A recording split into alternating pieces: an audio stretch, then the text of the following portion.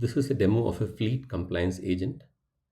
In an enterprise environment, you will actually have a fleet of them, maybe 50, 500, each running different services. And every one of them needs to comply with organization policies like health endpoints for Kubernetes or structured logging for observability, security patches for vulnerabilities, and trace propagation for debugging distributed systems.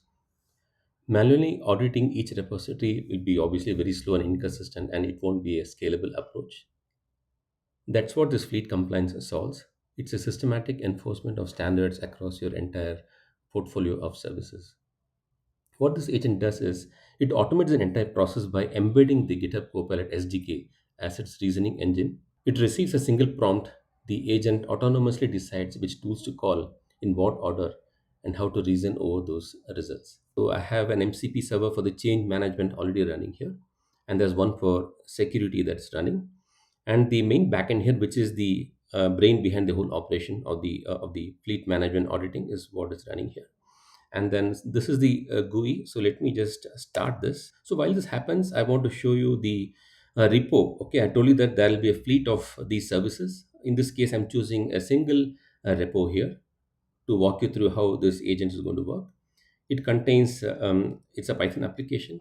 So this is the main.py. It's a single file in which all the code is embedded, and then obviously it doesn't implement any of the best practices. And consciously, I have let certain violations remain so that the agents would detect all of that.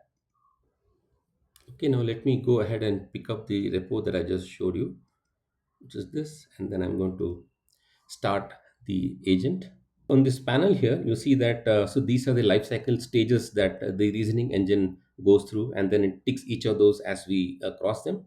Here is where you see all the tools that will be invoked in this entire workflow process. There are about 13 different tools that actually will be called. In fact, if you look at this here, so this is the console log status panel where it tells you what exactly the agent is doing at this point in time. It needs to perform RAG and do a vector search and extract all the policy documents that would be required.